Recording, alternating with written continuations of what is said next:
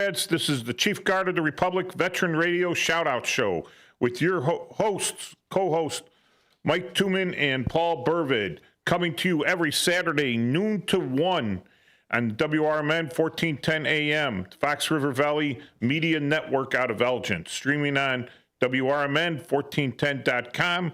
You can follow us on YouTube Live. The studio number here is 847-931-1410.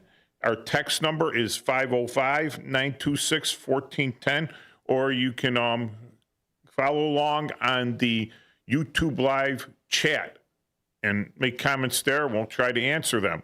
We're only going to go like a half an hour live today, and then a half an hour live broadcast over 1410 AM, but we'll be going the full hour on the streaming on the YouTube and the Facebook Live. So, Paul, how you doing? Good. How are you? I'm doing okay. It's been a little hectic on things, but I'm trying to get stuff done. So one of my buddies that I deployed to Afghanistan with, he was on the show way at its inception. I think he was on my second or third show. Joe Kalasek. He was a ranger on active duty, and then he was with the Illinois National Guard.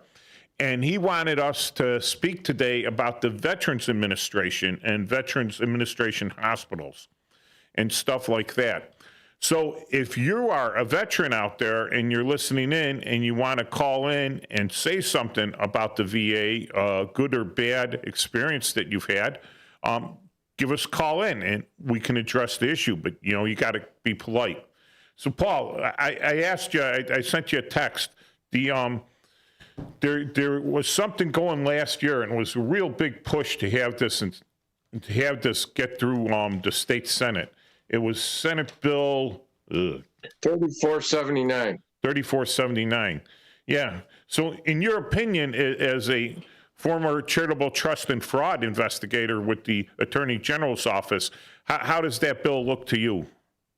Well, there wasn't much that I found on it, but what it says is if you're offering, and I don't understand this, what they were saying, but if you're offering services for veterans groups, or their families, at the outset of the services, you have to provide them with both written and oral notification that you are doing this. But to me, it seemed like it related to that individual who was receiving compensation.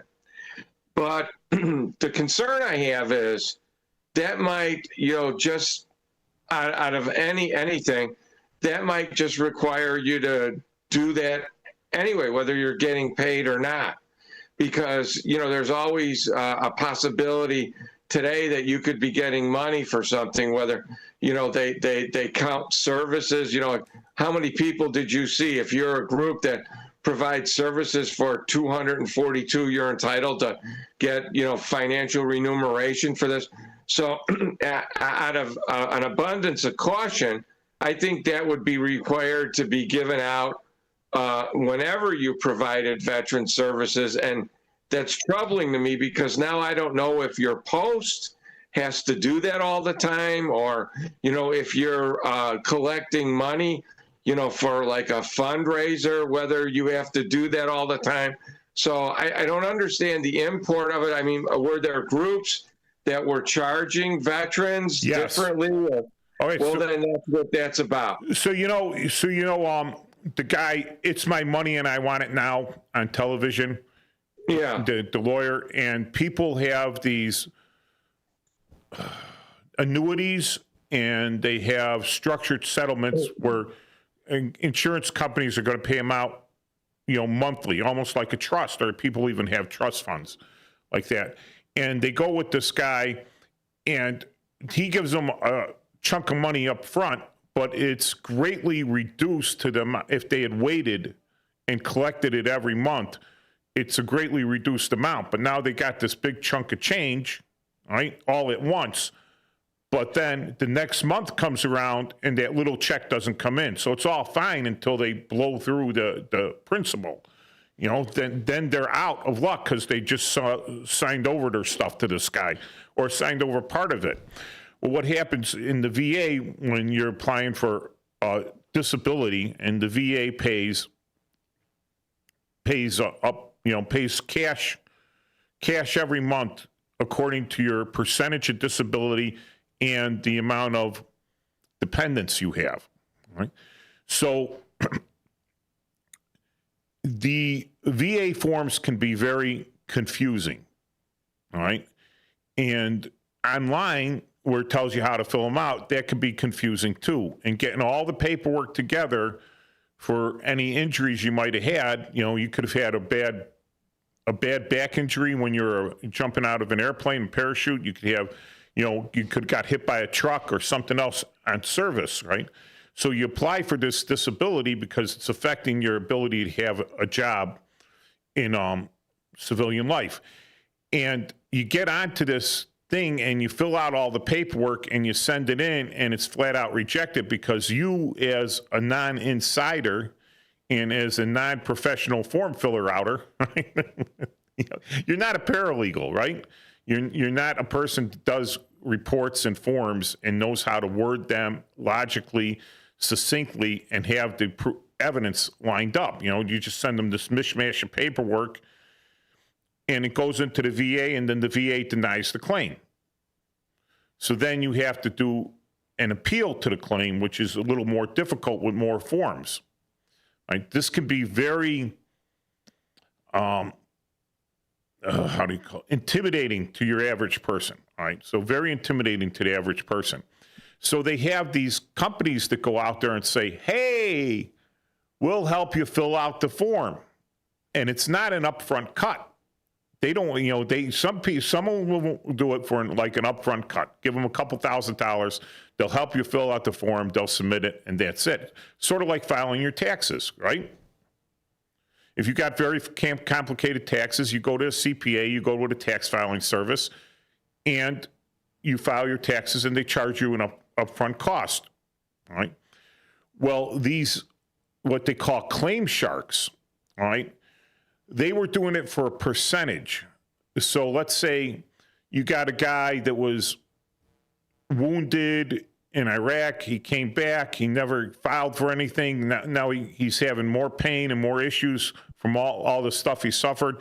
And he goes to fill out for the VA disability.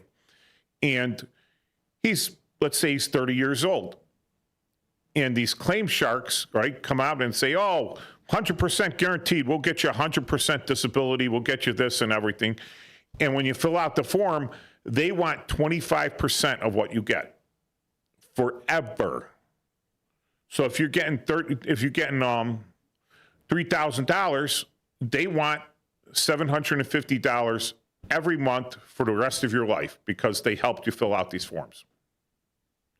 And now that, some of these guys, all right, so it's like $3,600 for 100% disability. And that's like, family of four, you got a family and everything and you can't work because we're disabled for whatever reason. Now you take $750 out of that and you're almost on poverty level. So they were doing this all over the country. They were making millions. They were all over the internet. If you had something like you're a veteran, because I was getting hit with this stuff all the time on Facebook. So, I was filling out for disability and it intimidated me a bit, but I was advised to use a veteran service officer. However, there were few veteran service officers out there. I couldn't really get directed, and maybe because I didn't look hard enough, but I filled out the forms. All right, and I'm a good form filler outer. I was in military intelligence. I was in the police department as a detective. We fill out forms, right? We make reports, very succinct, like an intelligence report about what happened to me, where it happened to me, how it happened to me, everything else. Sent it in, and I actually got my disability, and a lot of people are surprised at that. Now, there are people out there now, more so than there were before, called veteran service officers, VSOs, all right? and they are certified by the Department of Veteran Affairs. So the Department of Veteran Affairs trains these people and then certifies them in how to fill out these forms, how to do a appeal, how to do these forms, how to follow up, how to help the veteran, how to guide them properly. So these guys, and they get paid to do this, you know, like some of them $60,000, $80,000 a year, right? So they're getting paid to do this, but they do it for free. This is at no charge for the veteran. Some of them are paid for by the VA. Some of them are paid for by the the Department of Veteran Affairs for the state of Illinois. Some of them are paid for by your county. So Cook County has a couple working for them. And then some of them are paid for by the American Legion. Some of them are paid for VFW. And any one of these, if you're a veteran, you could use. You don't have to be a member of the American Legion to use American Legion Veteran Service Officer. They're usually at the VA hospitals, right? Or for a VFW or the VVA, the Vietnam Veterans Association. So all these veteran organizations, they pay these guys. And now let's say it goes through and they deny it and then goes through an appeal and it gets denied. These organizations like the VFW and the American Legion have known lawyers, known lawyers that they work with, that they've worked with a long time, that take this on a further appeal. And again, it's at no cost to the veteran here, right? These claim sharks, as it said, they're charging the veteran for this stuff, all right? Stuff that he could get for free, all right? So they're just, it's like filing your taxes. You know, some guy goes in, he's got a 1040 EZ and it pays $50 for someone to write down a couple numbers and mail it in, right? See, I have a totally different view of this. Okay. And I have this from quite a bit of experience.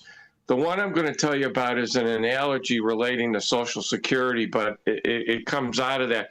There's an individual with this person that I helped that had a veteran's claim. Okay, a friend of mine got a really bad disease, and he had a lot of issues, and he went on disability. And the requirements of our disability were, and the individual was an attorney.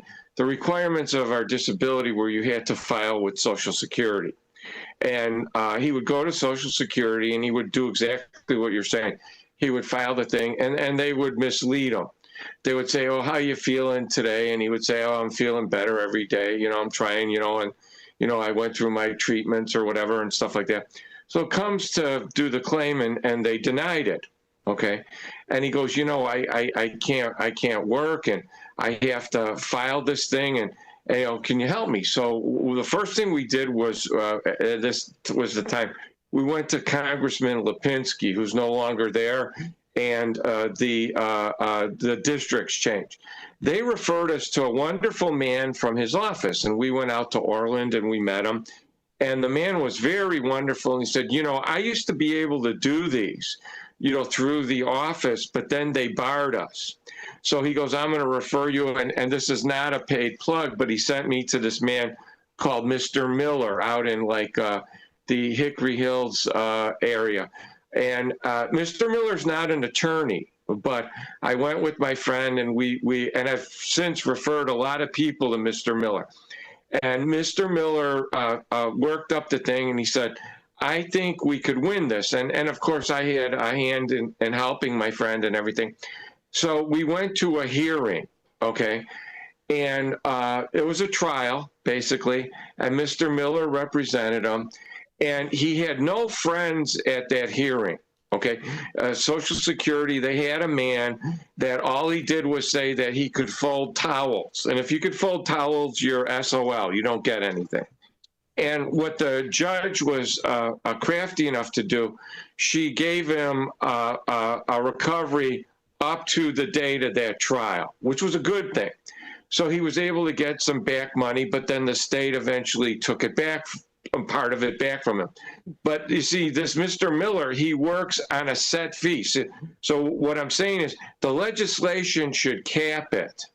They should require a cap. So what happened was the state even recognized that they couldn't win this thing, and then they deducted the fee from what he had to pay back because they couldn't do it. Okay, so then and then this Miller guy's a genius. He said we could file a new, instead of filing an appeal like you're saying, he says we file a brand new one going forward. And then we did that, and then it was eventually successful. And again, he got a fee out of it.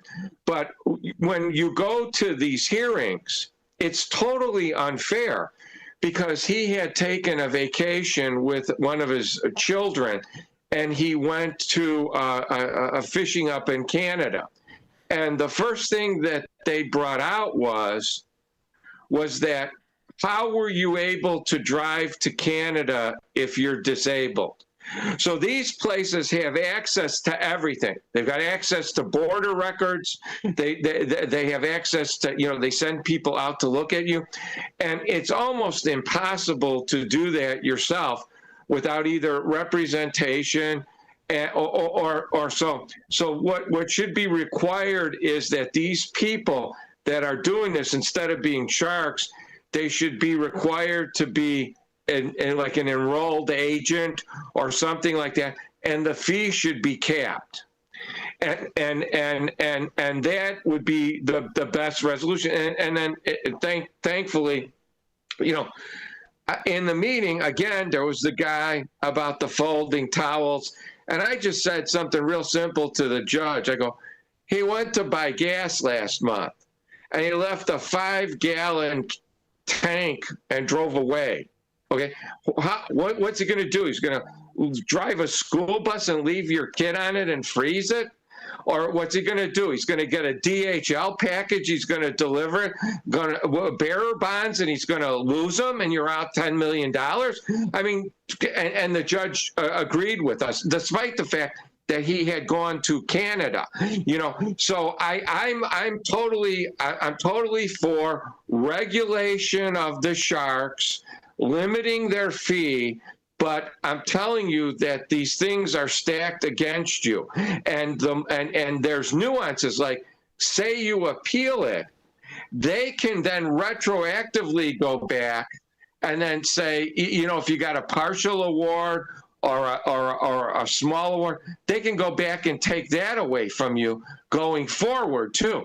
So I'm all for going to people that have experience in it or are certified in it, and they don't have to be attorneys like what you're saying. They could just be officers. And I think there should be a push rather than them pushing this stuff about notices, because that means nothing. No one's there. Well, I have a writing. They could sign your name to it. There should be a push that there is an actual office in the state of Illinois that does that, particularly because we have a National Guard, and a National Guard is the component of the state. So there should be a requirement that the state itself represents you. Now, because they represent victims. They represent things like that. Yes. So there should be an office. And the guy that's in there now, instead of going around the country talking about crazy stuff, he should be pushing an office under his executive that does this. There is. So that people don't get ripped off by sharks. Because I'm going to tell you, when you go to those meetings, they give you some crap about the state's attorney has the power of the state behind them. It's the judge that's got the power of the state. And you are at a disadvantage at these hearings. And without help, you're going to lose, because you know what it is? It's a kangaroo court. And when I can tell you further that when you try to file an appeal, this relates to other issues. Yeah. I can show you that no one has ever won. They are against you. And I even had officers that were on the panel crying, and he still lost. Yeah. Okay. So we're talking about two little things here, like Social Security. All right. That's for everyone in the nation, right? I have seen people fully functional, can lift like cars up and everything on full-blown disability because they're crazy, right? They're like from the age of 18 on. And then I've seen other people that have actually had serious injuries that, just like you say, they can't get it. And I'm not going to discuss why that is here, all right? Why that is here. But anyone that's been there knows exactly why. However, with the VA, there's an office, right? The Illinois Veterans Department of Veteran Affairs, right? And they have veteran service officers, like I said, trained people to help you with these forms, all right? They're there. They're for free, all right? What they're saying is these guys weren't letting these guys know about it, all right? Not everyone is a member of the Legion or the VFW or the Vietnam Veterans. Not everyone's a member of these veteran organizations, but a lot of veterans out there aren't even a member. They've never registered with the VA before. They've never done this stuff, right? Case in point, I go to these meetings and there's 150 people there. I go, who here is not registered with the VA? And there's like 20 hands go up. And I'm like, why not? You don't have to apply for benefits. That there should be a state office that does this automatically. Well, there's a county now the county thing we've been pushing through with Cook County, the Veterans Assistance Commission of Cook County, the VACCC, they're hiring VSOs to help people get these benefits. Now, it doesn't go like legal until you've had like your appeal denied. But these appeals, these VSO officers are very good at people that have filled out by themselves and didn't have a VSO officer and got denied. These VSO officers are very good, and they do get those overturned. I mean, they'll go to a doctor will deny hearing loss on a helicopter crew chief. Well, he's inside the helicopter. How could he hear the noise? How could he lose his hearing that way? And everyone in the Army goes, obviously, this lady's never been on a military helicopter. So then the VSO, Veteran Service Officer, comes in and he knows how to articulate this stuff, right?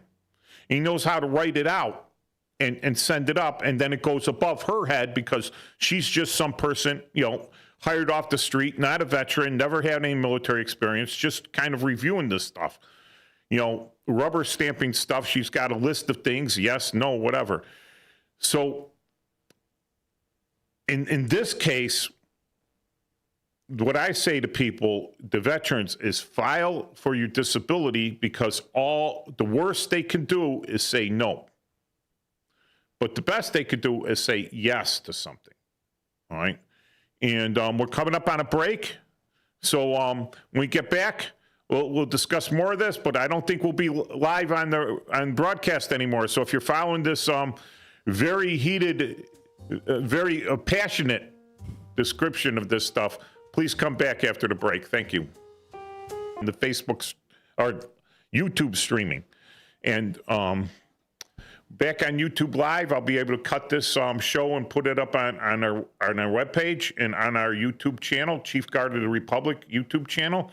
And Paul, I'm looking into getting your show because I couldn't find it to pull it down, but I'm sure Matt will help me. They ran it separately. I was able to download it off of their site. Okay. Yeah, I've been making them separately. You got your own playlist. Job. But I couldn't find it. It's on a playlist. It's on the playlist? Because to him, okay. Yeah, it was real good. All right. The flip side, though, is the guy I helped had a friend that had the water case with the Camp Lejeune. Yeah. And he went through the same thing. So there was some help given to him, okay, and it wasn't really getting anywhere. So then he had to hire an attorney. And he finally got his resolution. But, when you're hiring an attorney and you're doing it that way, it's limited. It's not 25% for the rest of your life. And the future payments are different. Yeah. So that's slightly different than the VA disability. That's a separate payout. And one of the things they were doing is the VA was going back and saying, well, you got this pay, you put in for a disability because you got colon cancer as a result of the tainted water at Camp Lejeune, right? So the VA gives you disability based on that colon cancer, all right? And you trace it back to the thing on Camp Lejeune, and they give you disability payments. But at the same time, you also paid for the, what do you call it? You know, paid for the restitution because of the government and the contractors, and I would say negligence, right? That's a separate fund, all right? And the VA went to try to collect some of the money back from they were paying for disability from what they collected from that fund, and they came back and they said, no, you can't do that. It's two separate things. So it's not supposed to affect the VA thing. So that water thing is separate from VA disability. It could have caused you the VA disability, but the actual payback for that is separate. And so the main thing about this shark thing, all right, and I was looking at the overview of it, and they have to, yes, they have to tell you and they have to give you a written form, you know, like the agreement, but they have to read that form out to you, all right? Just like reading the Miranda rights. You got to read them out to them, all right? Like verbatim, just so they can't just, you can't say I gave it to them, they read it, they scribbled, there's their signature, right? So you got to read it out to them. You got to let them know, listen, you go to post 974 over there in Franklin Park, and they've got a guy there that's a VSO, a veteran service officer, and he works at Hines Hospital, all right? And you could hook up with him, and he could help you with the paperwork. And I know the guy, all right? I know the guy. This guy is ultra us them, right? So when you become his client, all right, his client, he's getting paid to hire it. You're not paying him a dime, but you're going to be his client. He treats you like you're his little brother.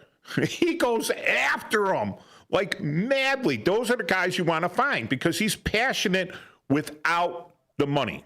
All right. And what they wanted to do is say, hey, you have to tell these guys before they pay you a dime that the exact same thing you're doing, is available for free. They might have to wait a day or two. It might take a little longer to get an appointment, but it's absolutely free. They don't do anything that the veteran service officer doesn't do. And they're available for free. But the thing is, like I said, not all the guys out there know about this, all right? You don't if you come into my Legion meeting, right, and you're a veteran and you're saying, hey, I need to file disability, but I don't want to join the Legion. I says, dude, okay, I'm going to take you over to 974 over here. We're going to talk to Ken. And Ken is going to take care of you, all right? Because we have a veteran service officer, or get a list of veteran service officer, or direct them, right? These guys, you go to the Claim Shark, they weren't telling them any of that. They're like, we're the only ones to either you fill it out yourself or we do it. And when we do it, we know how to do it. But they're just, a lot of them are former veteran service officers that took the job because they paid them a little more, right? So, and you don't have to be, here's the thing, you don't have to be a veteran to be a veteran service officer. They will train you, all right? They like you have some association, but, you know, they will train you. It's available for free. Yes, there should be a cap on the services, but I don't think they've made it illegal for them to do it. They've just put in these things that, you know, if I'm selling coffee, this is like, and this is a thing at the VA. You go to Hines VA, and they actually have a Starbucks there. So you go to get your $250 million cup of coffee, right? Because I go to the VA because I can afford a very expensive cup of coffee. Or what if Starbucks said, hey, 50 yards down, there's a veterans group that's giving away free coffee. You know, you think you made it that they had to post that Starbucks would stay in business over there? No. So these guys, like, now that they're forced to do this and tell them the list of where they could go and get them, and they're not making any money for it, why should they go out of their way in Illinois? So it's kind of like that one restriction on them, you know? It's like what I told this story before, but a lady in the suburbs when I was still working, she's like, oh, there's this, what about these clowns, these guys, not a clown, an actual clown, a guy dressed up in a clown suit that's walking around the streets and scares people because you had the insane clown posse. And then you had these bunch of horror films come out with clowns, clowns are evil. And people actually have a fear of clowns. I forget what the thing is. But she goes, shouldn't that be illegal? Shouldn't it be illegal? I says, no, I think it should be mandatory. I think that if you have a severe mental disorder like that, you shouldn't be able to leave the house without your clown suit. That way everyone could see, hey, the guy's walking around in a clown suit. He's a nutbag. Okay, my apologies to everyone that actually works as a clown, right? That's an actual profession. You make kids laugh and everything. But for the ones that are just whatever, cross the street. It's telling you that. And when it comes to these claim sharks, right? They've got to come out and tell you that, hey, this stuff is free. They got to put on their clown suit now. All right? They got to put on their clown suit and tell you this stuff is free. And, okay, short of fraud, all right, I could write up the biggest bunch of fiction you ever saw. I got some here, right? I could write up a bunch of fiction and put it on there and just know the key words to use, right? And get someone 100% disability until they check it out. And now exactly what you said before about they could go back. They not really go back, but they call you back in. You go for another VA and they're going to do the whole physical fitness on you. You come into the VA every 6 months for an appointment and they say, oh, you're much better now. All right. We're going to reduce your disability. And they can't do that. They can't do it. However, there is a rule of thumb that if you've been collecting it for 5 years, it becomes permanent. All right. That's nothing written hard on that, but that's general practice. And the other thing is, if you're considered permanent service connected, they can't change that ever. All right. It says permanent service connected. They can't change that ever. So you don't have to worry about those things. It's not like these guys that, and the police department, and the fire department too, they go IOD, injured on duty, right? And then they're like, oh, I can't work. And they send out a couple detectives out there from IAD, right? And they filmed this guy put a new roof on his house. Well, obviously you're not as disabled as we thought, right? Yeah, there's fraud involved there. The main thing was this was a massive problem, and they were specifically targeting veterans. And again, not everyone is as read up on this stuff as I am, or others are, or have critical thinking ability, right? They just say, hey, why would these guys be in business if it wasn't legal? Why would they be advertising all over Facebook, all over Twitter, right? Why would they be sending things to my email? Why would I get these things in the mail, Because Gmail read my mail once and I says, I'm thinking of applying for disability with the VA. And then all of a sudden, bam, I'm getting hit with this stuff because Gmail snitched on me. And they target the veterans like that. That's targeting. That's what artificial intelligence is being used for. That sort of targeting, to market this stuff for someone to make a buck off of them. And would you rather make $1 doing the bare minimum? Would you rather make $1,000 for 1 hour's worth of work? All right. Or would you rather make $100 for 10 hours worth of hard labor? That's what they take it. What was the thing? These companies, these legal companies that push for bankruptcy, right? Oh, file for bankruptcy for this, file for bankruptcy for that. And they want like $2,000 up front, thousands of dollars to file for it. It takes about 2 hours to do the paperwork. And anyone like myself that can fill out forms, right? Hey, look, now, it may have changed now, but hey, pull up a credit check, pull up your credit reports, and just cut and paste it over to the form and say, boop, I can't pay this anymore. Then send it in, go to the courtroom, send in a bunch of, have the mail envelopes ready, go, boop, send that off, you're done.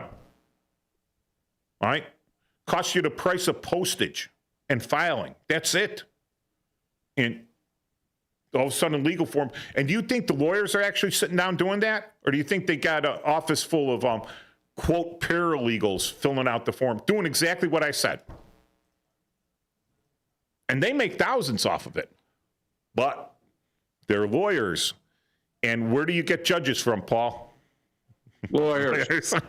So, you know, and who buys more tickets, Paul? Who buys more tickets to the judge's daughter's wedding reception? Who comes with thousands of dollars of gifts? Public defenders, state's attorneys, or criminal defense attorneys? I'd say criminal defense attorney. So you know, there you. All right, so I'm getting a little bit off track there, but yeah. So and the other big guy that buys them are the Trial Lawyers Association, buys all the tickets to the judges' fundraisers. Yep. Yeah, because hey, they want to keep their money coming in. When I'm in court, I watch these public defenders fight their ass off for something they're entitled to. Like, they're fighting for this guy's rights. They're on the right track, you know? They're doing their job really hard, right? And the judges just treat them like crap, you know? And then the state's attorney is doing the same thing, but there's a private attorney there, and the judge is practically hitting the state's attorney with the gavel and like, oh, excuse me, clerk, the defense attorney, the private defense attorney's coffee seems a bit tepid. Could you warm that up for them? You know? And giving them just total leeway, everything, you know, whereas you got to fight for it.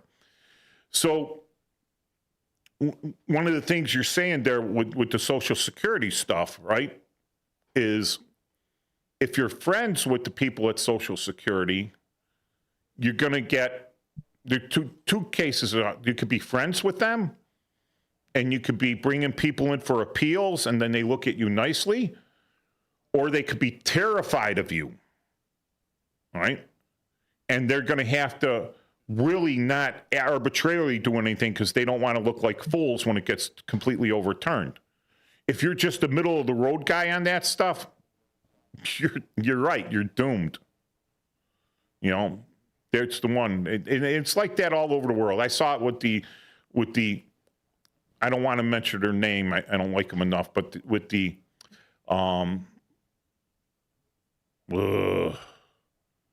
it's not a union, it's a collective, with the collective bargaining element amongst the Chicago Police Department, all right? Their friends can do no wrong, right? If they got suspended, all of a sudden it'd be overturned or whatever, it'd be great. The people that they hated, right, that they were terrified of, that they were absolutely terrified, okay, they got some help too. If you're a middle of the road guy, it was a flip of the coin whether they're going to sell you down the river or not, because they'll trade you for one of their friends. The VA, in my experience so far, all right, I've had very good experience at the VA. I think that's one of the things I'm very lucky in life in. I have nothing bad to say about Hines, all right? Some things have happened, and I look at it like there was a reason that happened. There was a reason it happened. I offer that up to God. I says, God's direct me in a different direction. I'm not taking it out on Hines. The process, one of my guys just went through it. It was even quicker for him, all right? And he went through it, and it was fine, all right? I suggest that every veteran registers with the VA. One of the reasons for this, you don't have to apply for disability, but you should. You never know when you're going to get, you know, when the injuries that you had in the service, the things you were, what do you call, Exposed to? Yeah, exposed to, like depleted uranium. You know, one of the things that they pretty much drew down a lot of the Gulf War syndrome to these guys marching exposed through the sand past all the road of death with all these vehicles. And all these vehicles were destroyed by helicopters and A-10s firing depleted 30 millimeter depleted uranium rounds. That when they hit these vehicles, and hundreds of them hit each vehicle, it's not just one, it's like 100 hit this thing looking for a soft spot. And they were fracturing off parts of uranium, dust particles of uranium all over the area. So guys are walking through and they're picking up these particles, right? So you don't feel this for like 15 years later, you know? So file for it. There's always an appeal. It's never absolutely final. And if it goes final, then you get a lawyer, but you don't get one of these lawyers that's advertising on TV. You get a lawyer that one of these veteran service groups trusts and uses. All right? Absolutely. All right. You don't take a FOP lawyer. Yeep.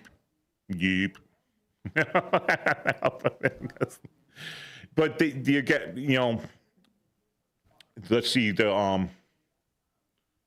yeah, man, this is pretty in depth.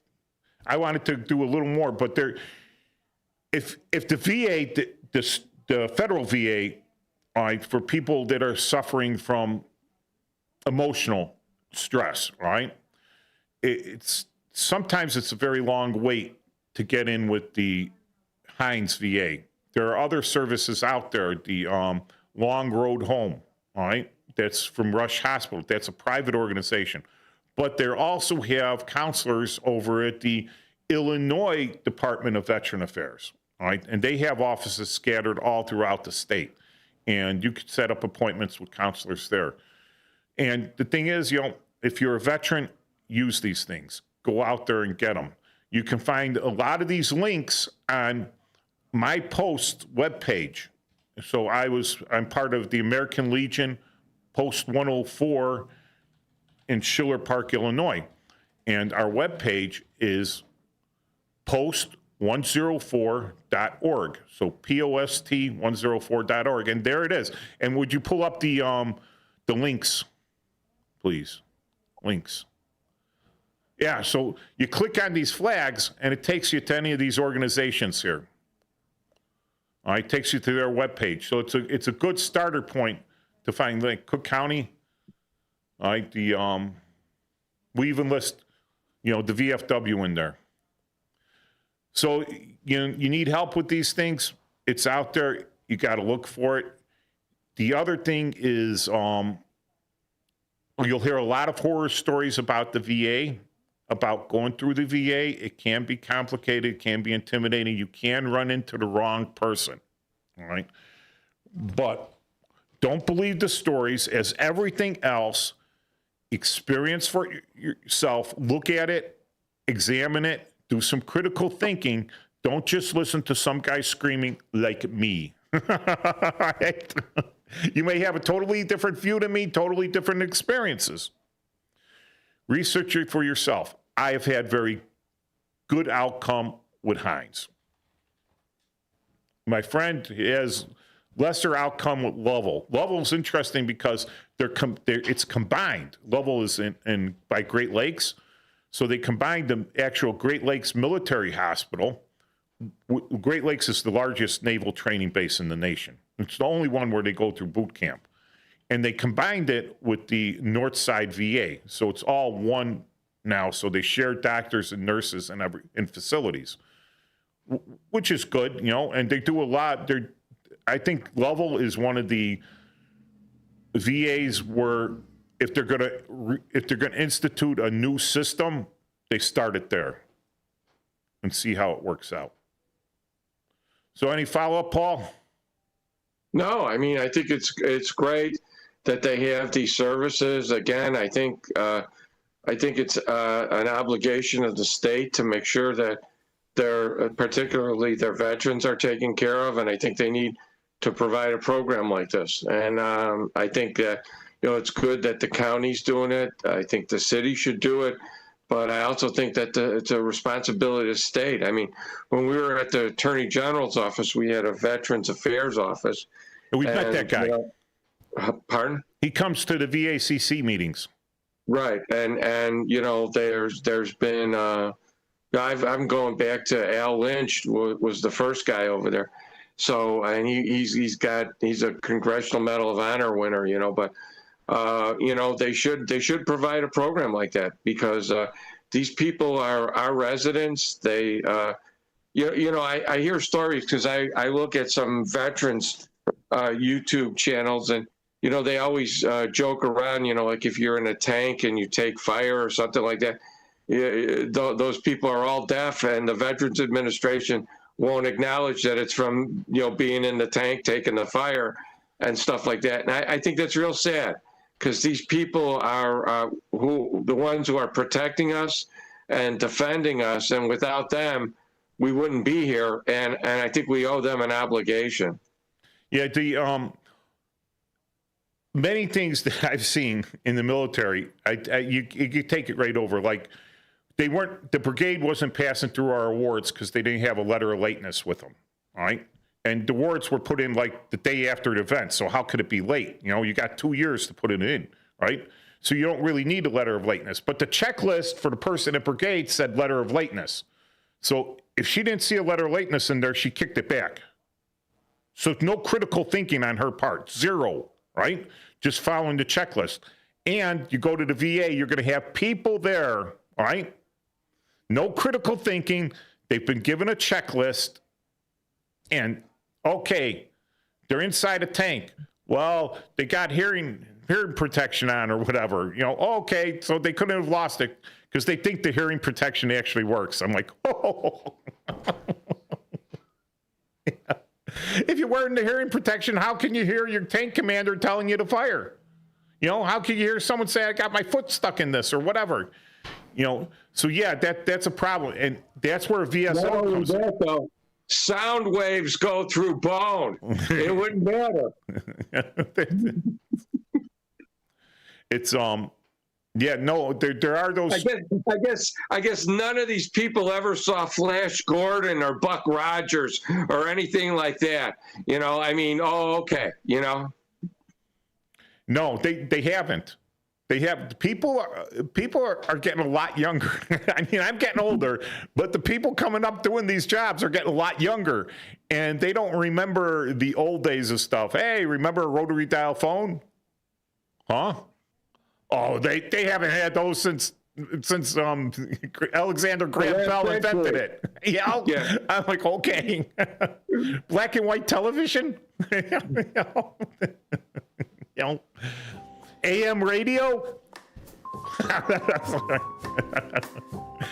All right, so thank you. We'll see you next week. All right, Chief Guard of the Republic. Have a good week. Yep. Thanks, Paul. Bye. Bye-bye.